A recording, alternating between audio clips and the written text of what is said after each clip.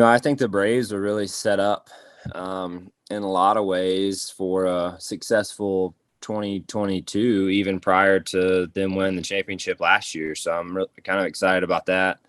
I think that they have an opportunity to be good for a number of years ahead, and I think they're actually on the up. What's going on, guys? This is Brian Jones from PopCulture.com.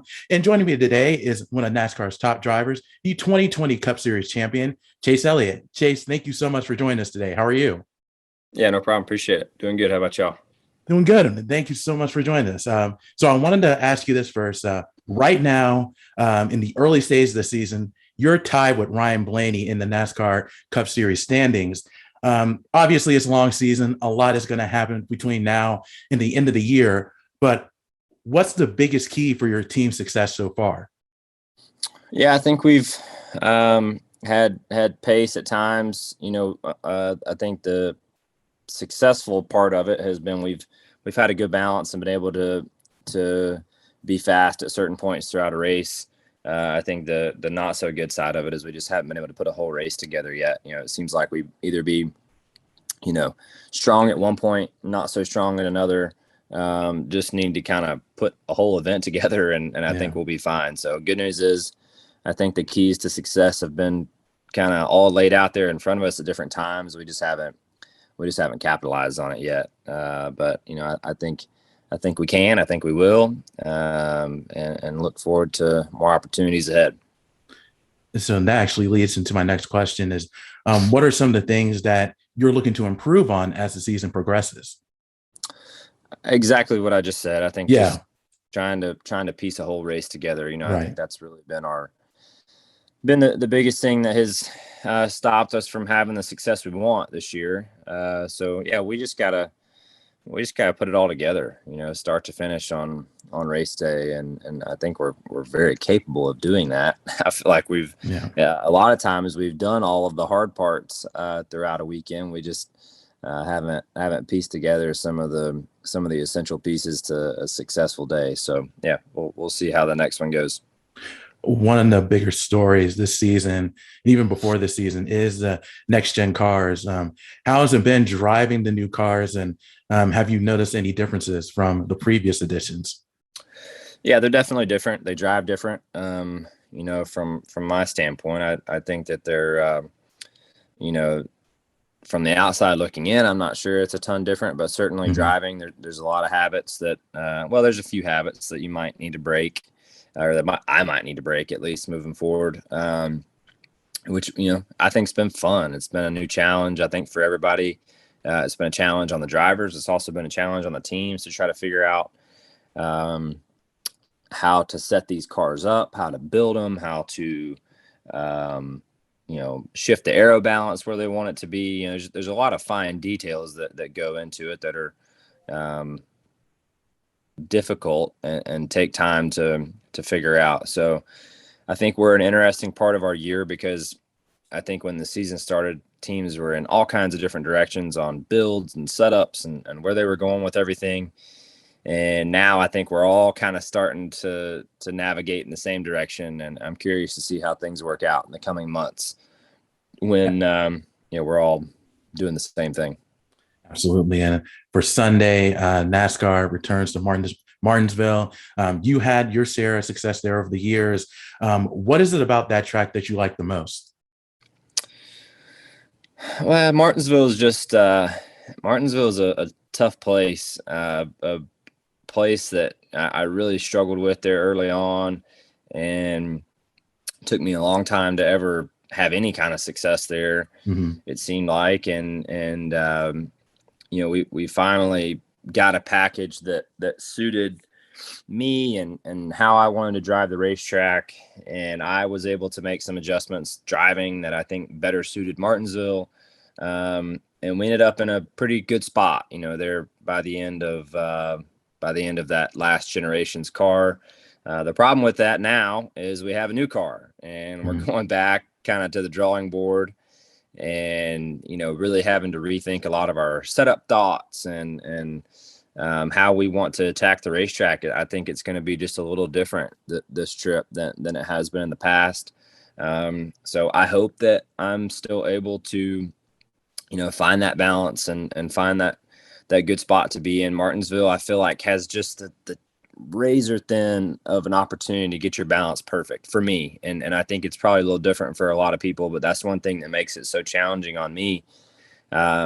Is, you just the thing has to be driving just a certain way to be really good. And that's the case at a lot of racetracks, but I think at Martinsville, it's magnified. And our team was able to dial in a balance that really suited that over the last few years pretty well. I mean, we would still miss it for sure, but it was there if we could hit it just right. And you're talking just the finest of details. So I think going back this time, it's, kind of back to the drawing board in a lot of ways. And hopefully we can, over time, develop a new balance and a new setup and a new build that suits that track for myself and for our team. Of course. And before the season, you signed a 5-year extension with Hendrick Racing. How satisfying is it for you to be part of a very successful team now for a long time? Yeah, look, it's really all you can ask for, I think, from my standpoint. The boss really changed the course of my life when he came in and said he wanted to help. And I think for me, I just want to do my part for him. He has, pretty much given me about everything I have. So I think at this point, yeah, I want to do my part for my team and for Hendrick Motorsports as an organization and for him. And, I think that's the very least I can do. So I am appreciative of the opportunity. HMS has really been home for me for the entirety of my NASCAR career. Mm-hmm. And, I didn't want to go anywhere else. I wanted to be there, wanted to, try to deliver for the boss and help HMS be successful. And I think I can do that. And I appreciate them, believing in me enough to want to keep me aboard. So looking forward to these next number of years. I think it's gonna be fun, going to be challenging, I'm sure, at times too, but that's what makes it go. So we're looking forward to it. Absolutely. And with you winning the Cup Series in 2020, you have an opportunity to vote in the NASCAR Hall of Fame class of 2023. How excited are you to be part of that panel? Yeah, I'm excited about it. It's a great honor, and it's one of the best honors, I think, that the champion has the ability to be a part of. So I'm glad that we're able to go back and do that. I wasn't sure if I would be able to do that or not. Obviously, they didn't have this in the year, the 2020 season that we won. So missed out on a few of those little obligations that kind of come from from a championship winning season. A few of those things you look forward to, this being one of them.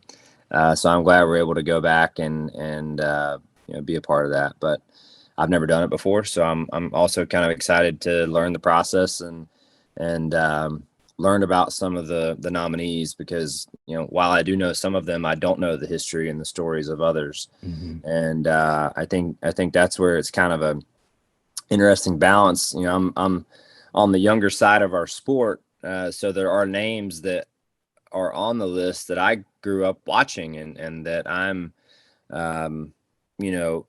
way more aware of and have personally witnessed some of their history and some of their greatness throughout my lifetime. And there's a lot of guys on there that I didn't, I wasn't alive for and didn't get to see.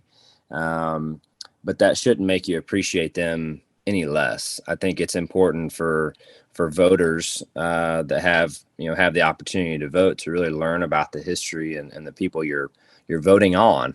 I think that's really important. So I want to make sure I do my due diligence and vote for who I think is the most deserving right now. Absolutely. And the last question, this is actually a two-part question, but the last question for me before I let you go is, I know you're from Georgia. I know you're a huge Atlanta Braves and Georgia Bulldogs fan. I'm actually from Atlanta as well. The Braves start their season now. Georgia has spring football. What are your thoughts on the Braves? Do you think they can win the World Series again? And do you think Georgia can run it back in 2022? I think they both can. Yeah, I don't see why not. I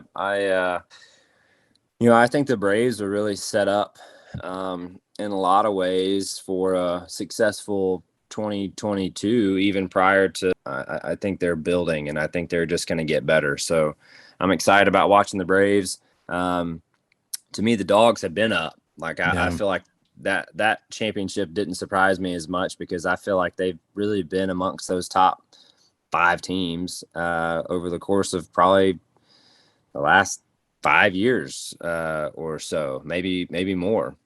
Shortly after Kirby kind of came in, I feel like they've been, kind of right there every year. Just haven't got over that last hump of beating Alabama. And now that they did that, I think that's going to really help their confidence in being able to do it more often. And if you're going to win that deal, you're going to have to go through them to do it. So the good news is they were able to accomplish it once, so no reason why they can't do it again. Definitely be a lot of fun. Chase, thank you so much for your time. I really do appreciate it. Good luck to you this Sunday, and good luck to you this season.